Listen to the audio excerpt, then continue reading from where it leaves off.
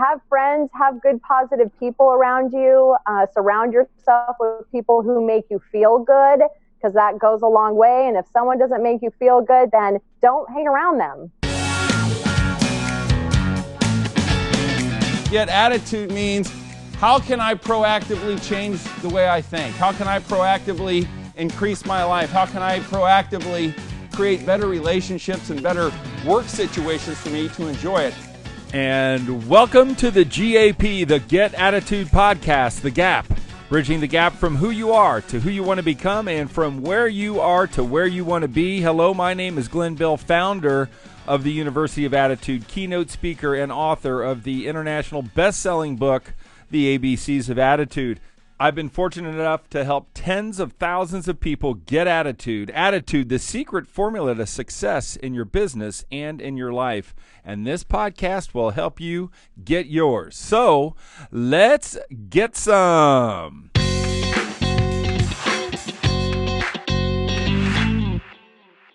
We want to welcome everybody today. We have an incredible guest. I want to remind you to please subscribe on any podcast platform that you want. Please rate and review us and let us know what you're thinking. Please follow us on Facebook at the University of Attitude and the Attitude Movement.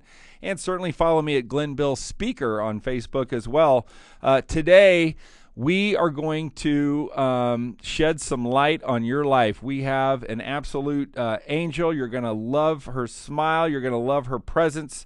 The one and only Debbie Biery is going to be with us today, and she is one of the national education directors for the EXP Power Girls, a group of 5,000 women. I met Debbie at a convention, and it's like, man, it was like kismet, and our energy was right. And I said, you need to be on my podcast. So as you know, we are on month number 3 of the podcast, focusing on Attitude Booster number 3, Believe in You. And Debbie is here to help you understand the tools, to help you understand the answers, and to help you believe in yourself some more. So I want to welcome Debbie. Welcome to the Get Attitude Podcast. Hi, Glenn. Thank you. Thank you so much for having me. And I'm super excited to be here. I love the way that we met in Las Vegas at the convention when we were on the escalator and we just started talking. And I was like, wow, who is this person? I mean, just such positive energy. So I'm honored to be here. I love what you're doing, and thank you for having me. Oh, that's fantastic. Now, tell me, Jason and I were just mentioning you have an incredible set there. Tell us where you're at today and what took you there. Yes, I am in Vancouver, Canada. I live right over the border in Washington, and I'm here at Raimi Film Studios in this incredible studio, and I'm here to do some videos for some coaching projects that I'm working on, and it worked great for having the setup for the podcast. So he got me all set up with this incredible backdrop, which is called the bento box. And then, of course, I've got lighting and camera and a nice microphone. So thanks to Raimi, all is well. That's great. Well, you're doing good, and I know that you were the founder of Level Up Coaching, and that's been something that you've been doing for years. And I'm also aware that you're transitioning into some new and exciting stuff. So tell me a little bit about what you did with Level Up Coaching, especially on the self-belief part. And then talk to me a little bit about what's in your future for 2020 with what great stuff you're going to be bringing to the market. Sure. I'm also a licensed real estate agent. I have my managing broker's license in Washington State, and I've been doing that for 20 years. And over the past 5 years, I've really dove into helping other people build up their businesses or accomplish different things that they were working on. And I thought, I really want to take this further. So I founded Level Up Coaching, and I've just had a really great experience with working with people and collaborating and creating that win-win. And now the way things have progressed, and I'm sort of in this like reinvention, transformation, like what am I really passionate about, and how do I really just dive into what makes me super excited? And that's what's coming in 2020. So I've been working diligently, putting the pieces into place, and probably by May, if not sooner, you'll have information on my new project. On the whole new curriculum or whatever that might be. And Debbie, if people want to follow you, where's the best place to follow you or get in touch with you? Yeah, I really love LinkedIn. I think LinkedIn is a great platform. I'm on Instagram and Facebook, but I love LinkedIn. I'm working on a redesign of my website, so that'll come soon. But LinkedIn, Debbie Biery, is a perfect place to get in touch. And that's Biery, correct? Is that right? Correct. All right, cool. Yeah. So you mentioned that you are kind of in a state of like transformation and reintegration, and as you heard in our podcast, we help people bridge the gap from where they are to where they want to be. And the only way to help people understand to get from where they are to where they want to be is to help them recognize really where they are. Why don't you talk to me a little bit about when you were standing at the beginning of the bridge, maybe 20 or 15 or 10 years ago, where were you compared to where you are today? Tell me a little bit about the evolution of you over the past 10 or 20 years, whatever sounds good to you. Oh, sure. Yeah, 20 years sounds great because that's when I jumped into real estate, and I had been working at health clubs. I've got a bit of a health fitness background, and I was selling health club memberships and corporate memberships for people and companies. And I thought, I really want to do something bigger and challenging, and real estate just was a natural fit. Somebody was talking about real estate and buying a house, and I was like, wow, that sounds fascinating. So I started in real estate, and I remember at the moment I started, I thought to myself, I'm either going to swim or swim. It wasn't sink or swim. It was swim or swim. Like I felt like I had no option, and I really propelled myself into the work and the dedication, and so that I could be successful, because I had made up my mind this is what I was going to do. So I got into real estate 20 years ago and built up a successful career and loved every moment of it, the challenges, the people, the flexibility, marketing. So I'm really grateful that I found real estate as a career. So that's cool. So 20 years ago. Right. So when you think about, you said, boy, the pressure was on. I was selling memberships and I was going into real estate. That obviously took some self-belief. What was it that you felt, or what questions did you ask yourself that said, I'm bigger than selling health club memberships? Like, what was the conversation with yourself that was going on for you to say, I'm going to swim or swim?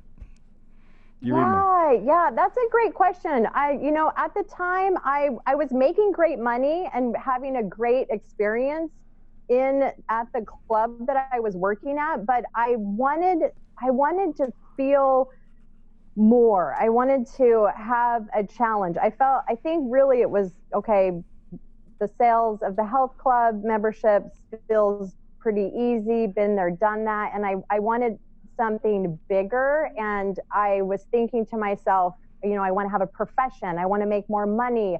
I want to affect people in a positive way and help them through difficult times, which real estate is a challenging time for buyers and sellers, as we know. It doesn't always go smoothly. So I wanted something challenging. I think that the challenge, and am I up to the challenge? How can I get out of my comfort zone, and what can I learn? Like the idea of learning something new, that's always been very important to me. I like to learn new things and be exposed to new things, and what can I do that's different? And so those were the questions that I was asking myself. Yeah, cool. And then talk to me a little bit about, this is called the Get Attitude podcast. So I'd love to get your take on, what does attitude mean to you? Who shaped your attitude? And that probably happened, I'm sure, very young. I'd love to hear that story. So let's talk. And then I guess the third question, and I'll help you through this if you forget what I've been asking you. through your coaching and through your career, what do you see are the biggest attitude pitfalls of people that you've dealt with, or people in your life that have maybe turned the wrong way as opposed to climbing the mountain? So first, what does attitude mean to you? Second, where did you get your attitude? And third, what are some of the biggest mistakes you've seen with attitude? I love these questions. I love these questions because attitude, I've been doing a lot of thinking about it. And it's, especially after I met you and started, looking at your book and your website and researching, and attitude belongs to us and nobody can touch it. And you have complete control over it. And when I was young, for example, when I was younger, we were really poor and, really struggled. And I was raised by a single mother. Wow. And she was an LPN and she worked so much, all the tirelessly. Time. Yeah. To put food on the table for her 4 daughters. I'm the youngest of 4. And thankfully I have 3 older sisters that, they really took care of me when my mom was at work. And, my sisters are amazing. And, anytime we got something, or like, I remember this clearly, vividly, when I was 4 years old, being in the grocery store and being super excited and looking around at the adults around me and saying, "Oh, I'm so excited. Oh boy, we got a whole bunch of groceries." Like, being excited just to have food and have food on the table. So that experience, it instilled in me, like, being grateful for the little things, right? Like, cool. and I am to this day. Like, I wake up and I'm grateful for oxygen. I'm grateful that I live in America. I can go to my sink and get a drink of water. Like, I have so much to be grateful for. And I think just the experiences that I've had growing up and seeing the things that because I've had, it was rough. I've had some rough experiences, but that really puts things into perspective. And the one thing that I've always had, and I don't know if I was born with it or developed it or where it came from, but the one thing I've always had is my attitude. Cool. How am I going to present myself to the world? How am I going to react to what somebody says? How am I going to boost myself up today so that I can feel empowered and confident and feel good and happy? I'm in control of that. That's my choice. So I think, getting back to who was involved in helping me develop a positive attitude, right. I would say definitely my sisters, definitely the experiences growing up. So tell me, what were the name of your sisters? My sister Kim, I was born on her 9th birthday. Oh boy. Her name's Kim, so we share the same birthday. And then Pam, and then Glenda. Actually goes Kim, Glenda, Pam. Kim, Glenda, and Pam, and then what's your mom's name? Carolyn. So 4 powerful women. You're the baby. And I'd just love to know, I get single mom. I get let's be grateful for the small things. Certainly when the gappers that are listening to this today, sometimes we don't stop to take an inventory of the small things that make us happy, that make us live, that make us relax, that make us calm. And when people feel overburdened, when they feel overstressed, when they feel tenuous, when they feel unsettled, I think what you just talked about, focusing on those small things, even as small as just breathing clean air, that can certainly just alleviate all that. But what I want to know, because, growing up in a household of 4 girls, there had to be some tenuous times, right? Can you remember just one story from one of your sisters? I know you have her from all, that you go, you know what? I really learned from me and my sister got in a fight, or my sister did something or whatever, and here's what I learned. Give me a lesson from one of your sisters. Oh, I have a good one. I love this one. Okay, so when I was younger, we lived in an apartment complex, and my 3 older sisters, they were kind of wild, and they would fight. They would argue, and I think sometimes punch each other. Like, they were pretty rough. And one time, I remember this vividly. One time, one of my sisters locked my sister Kim outside naked. Now, they're teenagers, and they were fighting, and she could not come back in until she ran around the block. Oh my gosh. She ran around the block, and my sister wouldn't let her in, so my sister Kim punched a hole through the window so that she could unlock, the lock and climb back in. Love it. The lesson is, be resourceful. Right. Be innovative. Because the door is locked doesn't mean you can't get in. I love this. Just because the door's locked doesn't mean you can't get in. And I think when we talk about self-belief, when we talk about believing in yourself, sometimes people that are listening to this, people who you love, people that are your children, they put a lock on their self-belief. They lock themselves up. And Debbie, that story is a great metaphor for those who are listening, and you seem like the type of person that does this. It's time to punch that freaking window in and unlock it from the inside. Sometimes the only way to unlock the lock is from the inside. And when it comes to self-belief, what is binding you, what is holding you back is a lack of self-belief. And you know what? The only way to unlock that thing is on the inside. So a beautiful metaphor from your naked sister, Kim, was it? Thank you, Kim. Yes. It was Kim. All right. I love what you just said. Unlock it from the inside, and that's exactly it. A couple things I was just thinking. If you're miserable and having a bad day, 2 things. Think about 5 things that you're grateful for, and then go help somebody in need, and that will pull you out of that, guaranteed. And then unlocking from the inside, isn't that where it all starts? Like your mindset and what you're telling yourself and what you're believing. And the beauty of that as well is that you can change. You can change your thoughts, right? That's how we change ourselves. We have to change our thoughts and be very mindful, right, and thoughtful about what we're believing about ourselves. When you look at all the people that you lead and that you coach, and again, the Power Girls group, the 5,000 women of EXP, how cool is that? Not to turn negative, but what do you see as some of the what are the lessons or what are the mistakes that you sometimes see, especially women, make in their career? There are people that are listening that are transitioning from one job to the other, from a relationship to another, from being a stay-at-home mom to getting a job.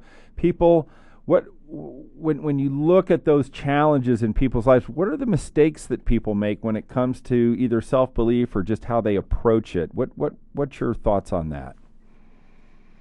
Yeah, I think a lot of people, number one, try to do too much and get overwhelmed with everything that they have to juggle. And that can be very overwhelming. And when you're in a state of overwhelm and you're dealing with like emotions and trying to change your life for the better, if you have all of this going on over here, it's really hard to grasp what's needed to make things happen over here. So so many people that I work with, they're just doing too much, and right. they want to do it all. But taking a big step back, especially if you're really serious and committed to making a change in your life, taking a big step back and really getting clear on what are you available for, what are you not available for, and what do you need to implement to take you from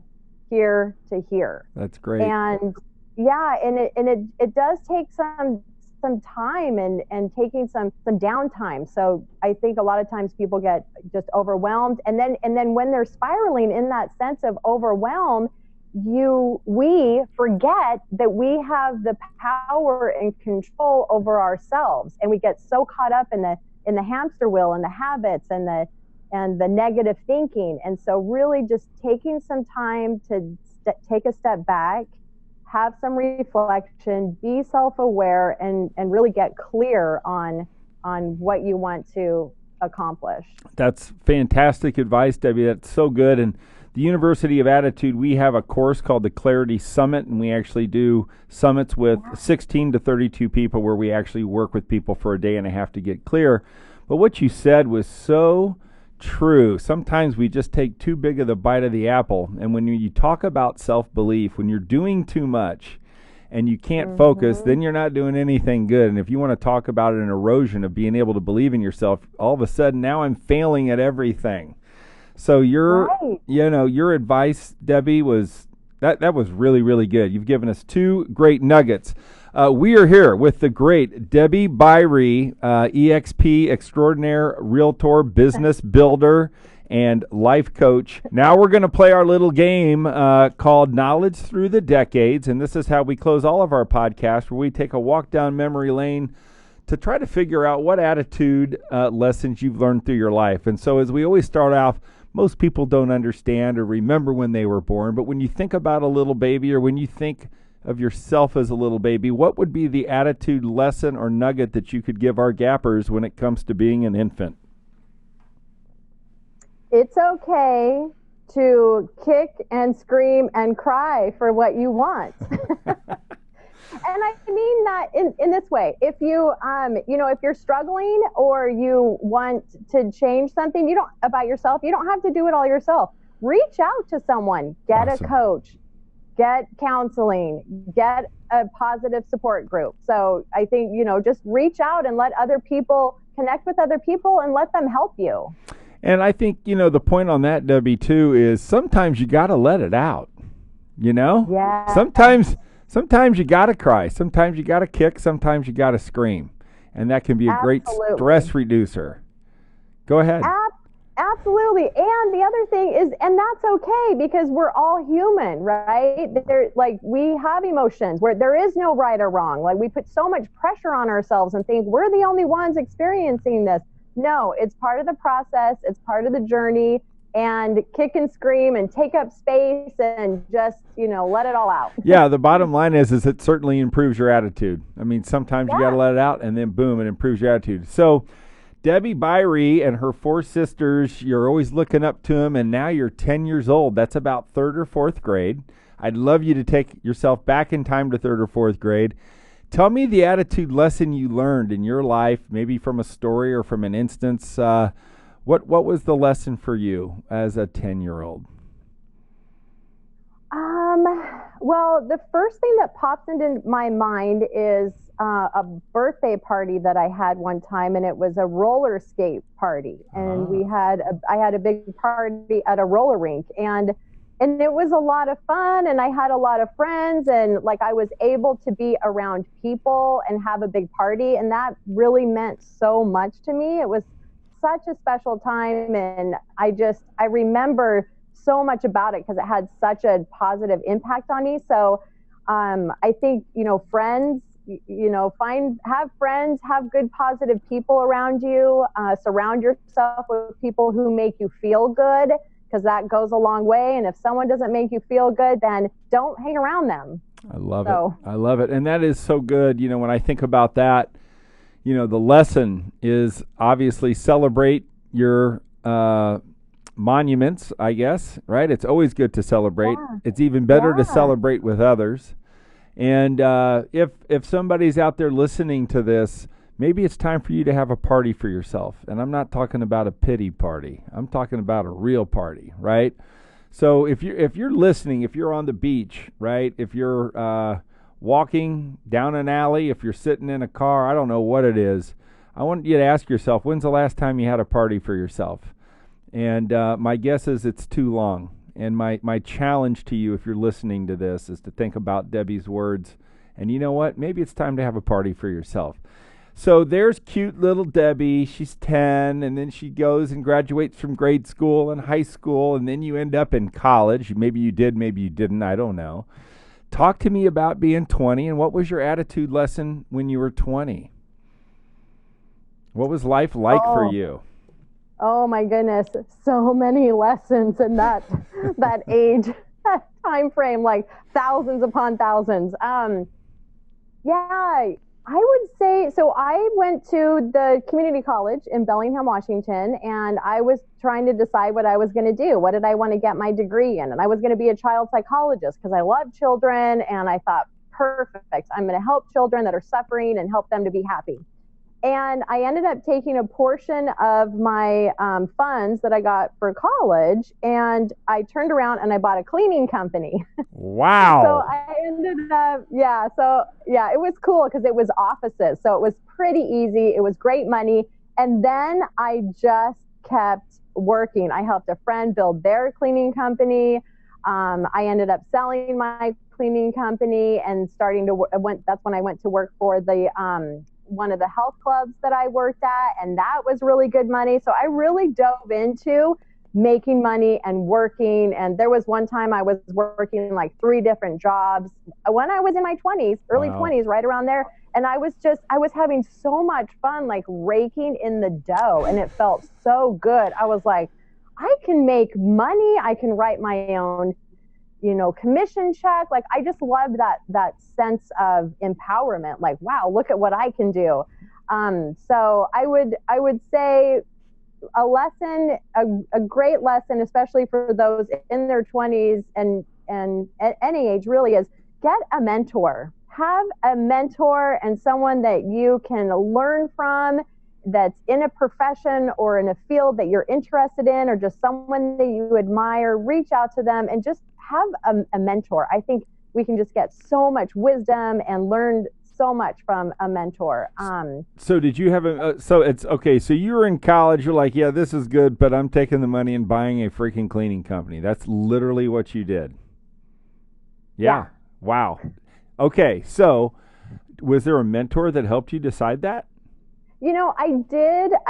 My sisters have always been mentors to me in a way. That's cool. And so that was a big part of it. And, they were like, follow your dreams, and just very encouraging to me. And, that was the other thing I was going to say. And also, get your degree. Go to school and get a degree. I don't have a 4-year degree. I wish I did. Yes. It's okay that I don't, because I've had experience or, success without it. And I've always been kind of a rebel anyway, but all that said, get your degree if you're so inclined. I want to encourage that. Me and you are in the same boat there. I started making so much money. I'm like, really? I'm making more money than my professor. Come on. But it's not all about money. We know that.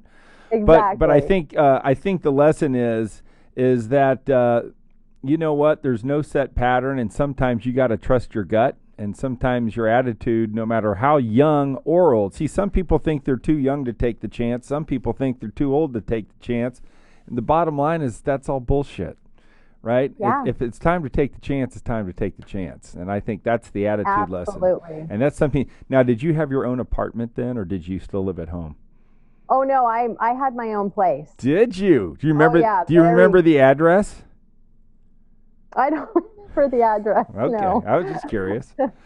Sometimes you do. Mine was 44. No, sometimes you do. Mine was 4414 Brookline Place, apartment number 2 when I was 20. I just remember that stuff. Yeah. Yeah, some addresses I do remember. So, but at that time I not that remember, one. Yeah. I'm sure. Was it like a 1-bedroom? Was it kind of crappy? Were you?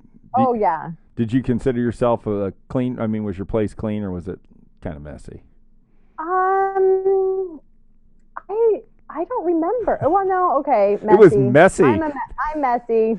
I love. I ask people that, like, I don't remember. I'm like, oh, I'm sure it was terrible. All right, clothes everywhere. They say this: if the higher your IQ, the messier you are. I you know love about that study, right? Yeah, of course, absolutely. There's no question. Okay. But I can just see Debbie Biery at 20 raking in the cash. My guess is you would just go buy a new outfit if it was dirty. You probably bought a lot of clothes back in the day, right? Of course. Yeah. Yes. Absolutely. All right. So fiery Debbie, risk taker Debbie, self-belief Debbie, right? We are here on the Attitude Podcast talking about self-belief. So now you lived through your 20s and then you hit 30. Wow. Right? That's probably when you got into real estate, I'm guessing. When you hit 30, is that right? Yeah, so, right before 30. Cool. So do you remember your 30th birthday, and what was the attitude lesson when you were 30 or at the beginning of your 30s? What was the lesson there that people can get from you? Well, right about that time, also, I was adopting my son. Ooh. And and that was a big deal. That was like starting real estate, adopting my son, and I think just the idea of going beyond my own world and affecting someone else in a positive way. Like, like it's not just about me, it's about, here's this child that needs someone to take care of him. And, that was like the best thing in my entire life, was adopting Jeffrey and taking care of him and bringing him in and feeling, just feeling so much love, and knowing that I was making a difference in his life in a good way. So I think giving back, that will make you feel good all day long, There's no doubt about it. So that's like an incredible story. I don't want to get too personal, but I'd love to know do you have other kids besides Jeffrey, or is Jeffrey your only one? Jeffrey's my only one. He is actually, biologically, he's my great nephew. Wow. And yeah. So just the way things were playing out at that time period, he needed a place to be. So, so it worked out great. And how old was he when you did that? How old was he? He was 4. He was 4. Oh my God. And you just took that on? That's just crazy. Good for you. I mean, it's crazy good, right? Yeah. It was interesting because I was always so work focused and always, and had just started real estate, and then just threw myself into real estate. And then I had this opportunity. I was like, oh my gosh, of course I'm going to take in Jeffrey and take care of him. And so everything worked out great.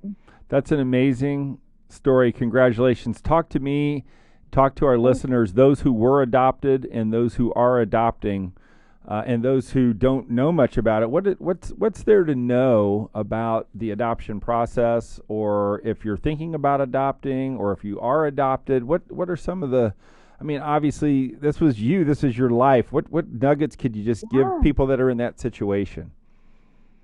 Yeah, I think just really lead with your heart. You want to be very sensitive to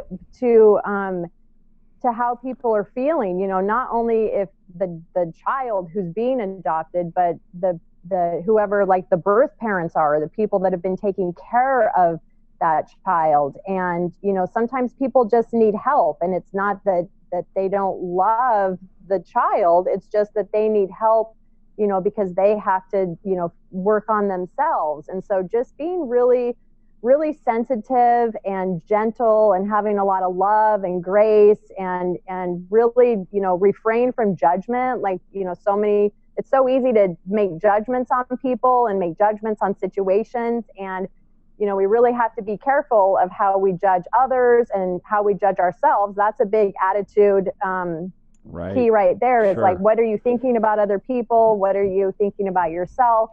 So just, so just, you got to just be really sensitive. And then if you have been adopted, congratulations, there's people, you're loved. Like, I just think that's the most important thing. Like, you are loved, and the people that adopted you love you more than anything, because they went after you and brought you into their homes. And so anyway, love, always love. Wonderful, a wonderful story of love, and a wonderful example of love.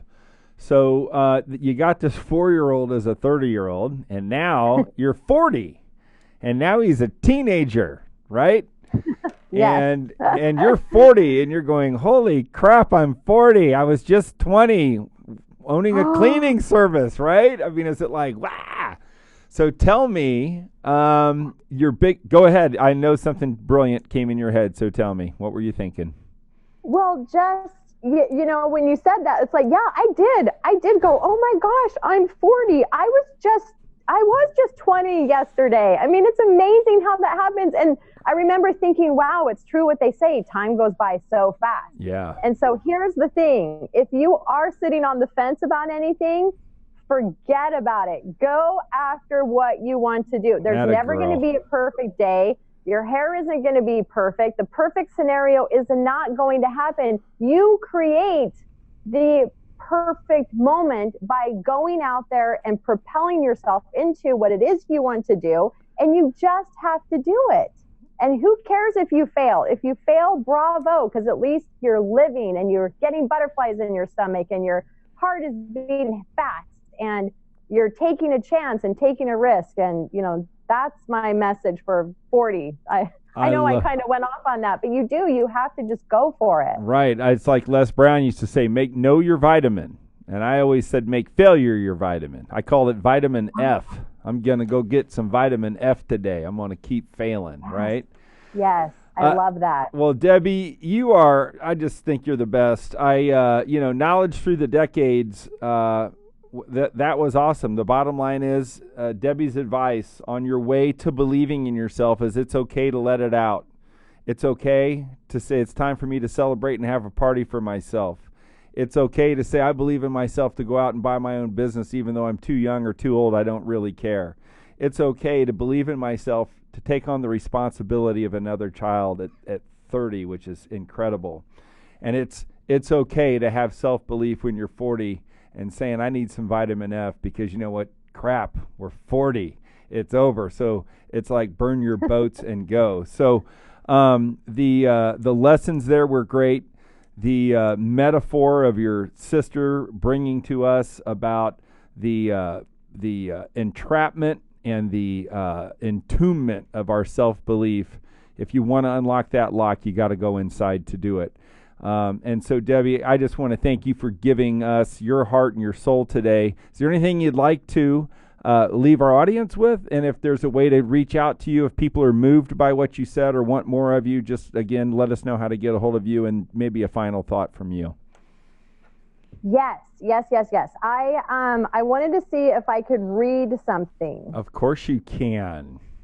Has anyone read The Attitude by Charles Swindoll on your podcast? No. So I think this is a great time to do it. I would love to read this. When I started in real estate, the broker passed this out at one of the office meetings. Sweet. And I remembered just on a piece of paper, nothing special about it. And I still have that piece of paper and it sits on my desk. Awesome. And this was a driving force for my success and it applies to everyone. And I'm just going to read it. It's like probably 10 sentences. No, you just take your time. That's what's great about podcasting. We can do whatever. So, ladies and gentlemen, Debbie Biery reads Attitude by Charles Swindoll. Go ahead. The longer I live, the more I realize the impact of attitude on life. Attitude to me is more important than facts. It is more important than the past, than education, than money, than circumstances, than failures, than successes, than what other people think, say, or do. It is more important than appearance, giftedness, or skill. It will make or break a company, a church, a home. The remarkable thing is we have a choice every day regarding the attitude we embrace for that day. We cannot change our past. We cannot change the fact that people will act in a certain way. We cannot change the inevitable. The only thing we can do is play the one string we have, and that is our attitude.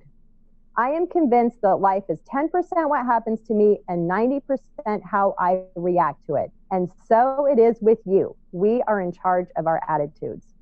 I love that. I love it. And we love you, Debbie. And you're just a light. And I can't wait for people to get a hold of this on YouTube. And I hope you share it to all your people. I think we did some good. I think we did some good today, right? And so thank you for your self-belief. Thank you for believing in me.